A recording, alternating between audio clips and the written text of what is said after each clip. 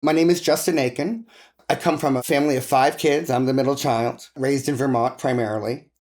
I can honestly say nobody ever picked on me. I didn't know I was different. I didn't know I behaved different. I didn't know people saw me differently because it was a small country town. So it wasn't until when I was 13, my dad took a new position at a school in southern Vermont, a much larger school, 5-town district. Immediately, these kids started picking on me, and it was really weird because nobody liked me. And I'd never experienced nobody liking me before, let alone nobody at all not liking me. Now it's everybody. Absolutely nobody had ever called me a fag, a sissy, or a faggot before. Ever. And again, I didn't know what they were saying, but I know how it felt, and I know how it was meant to hurt me. And one of the 8th grade girls named Hillary Mullins took a shine into me. And I don't know how it happened, but it was truly magical. Hillary and I became best of friends. Kids picked on her a little bit, but she was born and raised there. So it's not the same thing. See, but I had no idea. I did not know how others perceived me, nor did I particularly care. Though I may have the mannerisms of a girl, yes, I know I walk, talk, run like a girl. I've never wanted to be a girl. I don't feel like a girl. The dichotomy between how I'm perceived and how I perceive myself really never sunk in. So Hillary was the only person, the only one who was nice to me. And she was smart and funny and a little wacky, and we were kind of wacky together, and it was really great. But when I went into 8th grade and she became a freshman, she actually went off to private school. And so we kind of lost touch. It just so happens that like 8 months ago, Hillary looked me up on Facebook and found me. And such a breath of fresh air. Neither one of us has changed. We have the same sense of humor. It's just like we never stopped talking. And we talk once a month for about 1 to 2 hours to catch up. But if it hadn't been for Hillary, I probably wouldn't be here. So it was this period in 8th grade when I was my most depressed and looking for any way to escape the feelings of depression, self-loathing, all kinds of ugly stuff that I had no capacity to deal with. And so discovered this game where you kind of choke yourself and pass out, and it became my way of escape. And even it only lasted seconds, but for seconds, I wasn't here with this. And it felt good.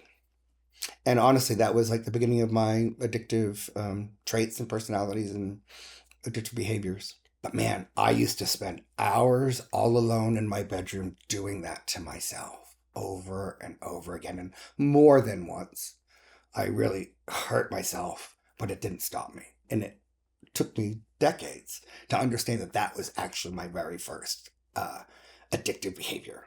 And it stuck with me through to my mid-30s. So the name calling continued into high school. I never said a word to anybody because I knew instinctively that if I said anything, it would just be worse. There were 1 or 2, maybe 3 guys who were kind enough to me, but they certainly weren't my friends. I took everything that came my way. I absorbed it. My self-loathing just went through the roof. I felt ugly, fat and ugly. None of the boys would come anywhere near me. My first job after high school was working for the high school under the lead engineer or the custodian. The crew consisted of all the single male teachers and me. And I had a crush on several of the male teachers, not surprisingly.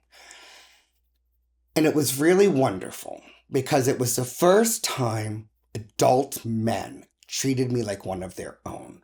I had to work just as hard as they did, and I did. Do everything they did, and I did. Everything I was told. And they would make fun of me, but it was all in jest. And I found it amusing, as opposed to just plain being picked on. And then halfway through the summer, all of those single teachers went on their summer vacation. And now the custodian hires a whole new crew. Only now the crew is me as the lead, and these other guys who had graduated before me, who used to pick on me and call me names, are now under me. 2 different guys who used to make fun of me, one in my class and one in the year ahead of mine, came up to me and apologized for the way they treated me. because they didn't know who I was, because I never got to know who I was, because they were afraid of me. So during my senior year, I ventured into the next town over and found some gay porno magazines and came across one called Blue Boy Magazine. And in the back of Blue Boy Magazine, they had directories and organizations you could contact. And I saw that there were 3 schools in New England that had gay and lesbian student groups. So I applied to those 3 schools. I got rejected by 1, accepted by 2, and took on the 3rd, which was at Northeastern University in Massachusetts. I spent that first year sneaking around the room where they had the meeting every Monday or every other Monday or something like that. But I would walk past the door over and over trying to work up the courage to go inside. But what I saw, or the way I perceived it, was, it sounds terrible, that these boys on the streets who all acted like girls, outrageously like girls, knew that they could get pizza and a beverage for free at this meeting, at this college on Monday nights. So that's why they went there. I got together with one of my best friends in the dorm. I don't remember what I said, but he promptly wrote me a 6-page coming out love letter that blew me away. To which I responded with a 9-page coming out love letter. So as my sophomore year started, he and I moved in together with 2 girls. And though I was in college that first semester, my parents had let me know during the winter break that they couldn't afford to help me anymore. And so I tried to go back to school and work full time, but I just couldn't. I couldn't do it all. So Philip and I were together for 4.5 years. We were in therapy after the first 2 years. In the end, we had both come out to each other. We're each other's first partners. So it's 1984 now. That we needed to experience other men. So it was mutually agreeable. It was painful. It was really, really difficult.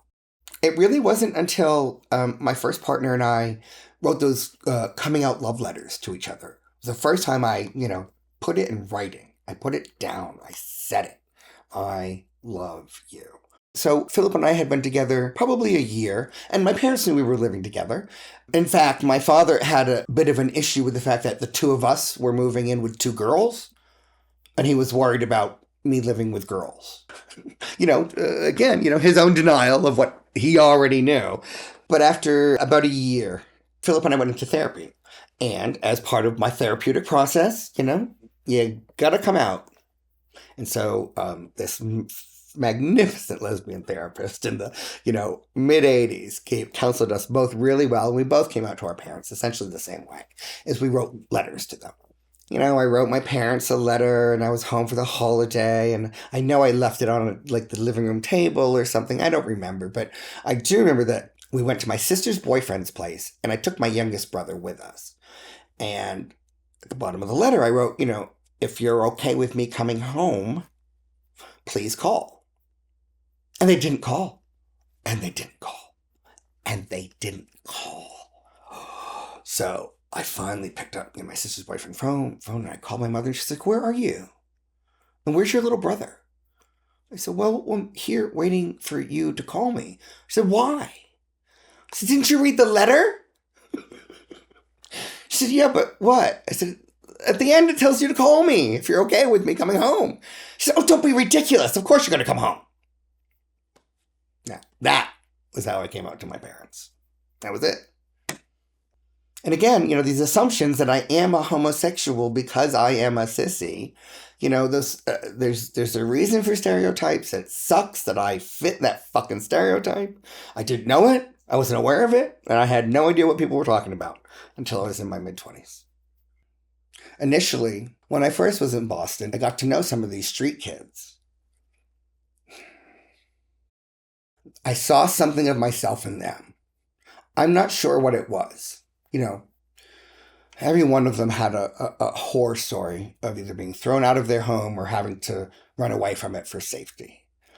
And I didn't have those issues. I didn't. But I knew on some level in my heart of hearts that if I had grown up any closer to the city, I would likely have ended up on the streets myself. And with that realization, I decided what I really wanted to do was to open a drop-in homeless shelter for gay and lesbian teens. But it was the 80s, and HIV and AIDS were there. So I turned all of my attention and all of my focus to HIV and AIDS work. And I did that for about 3 years, and I got burnt out. Started working for a nightclub in Boston, and some entertainment from Hollywood came through the club. We struck up a friendship, and sometime in the late fall of '89, they mentioned that they were going back on tour and had nobody to watch their place in LA. And I said, well, I can watch it for you. And he said, well, can you be here in 3 days? I said, sure, quit my job, buy a ticket. So I bought a one-way ticket. My friends held the party and got together $100 for me. So I moved to LA with 3 bags of clothing, a bicycle, and $100 in my pocket. And I figured the only way to go is up. I was very wrong about that. I got a job. They were trying to digitize the Southwest Museum's collection, but it was mind-numbing. So after 3 months of living in LA, I got hired at AIDS Project Los Angeles. Now, it's the late 80s, early 90s, and again, everybody who becomes infected gets sick and dies. There are no treatments, there are no options, there's nothing other than safer sex education, which at this point, by 93, 94, 95, certainly, we're a decade and a half into this disease with no treatment options, and condom fatigue set in. And I can honestly say I made a conscious decision to stop using condoms because I was tired of the barrier to intimacy. Because it is there. You can pretend it's not, you can act like it's not, you can say it's not, but that barrier is a genuine barrier to intimacy. And so, not surprisingly, I seroconverted in the early 1990, which just made my work all the more significant for me. My second partner is the one who introduced me to crystal meth. About 4 years into it, he became physically abusive. And he had already been emotionally abusive the entire time. But it became physical. I only saw him once after that, and that was for him to pick up some stuff that I had taken with me. Crystal meth seemed to solve all of my problems. I wasn't hungry, so I lost weight. But by 4 years later, it had become all of my problems. It just so happens that during that period of that questionable period of time, I got accepted at a place called Kalani Hanua on the big island of Hawaii, which is an echo healing yoga retreat. But during those 3 months, I came to understand that I really am filled with the aloha spirit, that I really am a good man. That changed my life more than sobriety did. So 20 years of being single, several bouts of depression, but it really was 20 years before I even considered partnering with somebody else. And my most recent partner, I met 9 years ago at a fundraiser. We were together for 6 years before COVID hit. And he's the first man who loved me for me. He's treating me better than any man ever in my life. But during that year of lockdown, I came to understand that I was raised with 4 brothers and sisters. There were 7 of us growing up. And I never had peace and quiet, ever. I never had time to myself. And as I grew older, I came to realize I really want to be by myself. I really do. And so I had to tell Leonard that I wanted to be by myself. And it's the hardest decision I have ever made in my entire life. To say I don't want to be with you anymore. It was 2 years ago. I'm really pleased to report that our relationship has never been better. We are much better friends now than we were, that last year we were together. Now, I am happy being single, by myself, on my own. I have never been healthier. I've never been happier. And I've never been more confident in my own self. And it is because of every single one of those struggles. I have lost friends to HIV, AIDS, and drug addiction. But I've been blessed to to have a family who accepted and loved me. It was never a question. I never doubted my parents' love and affection for me. And I never thought that being gay would be problematic. That wasn't a problem for me. I would not be the kind, compassionate, caring, loving person I am today if I hadn't gone through all of that shit for all of those years. So no, I actually don't regret it. I don't. Now, I wouldn't recommend it either.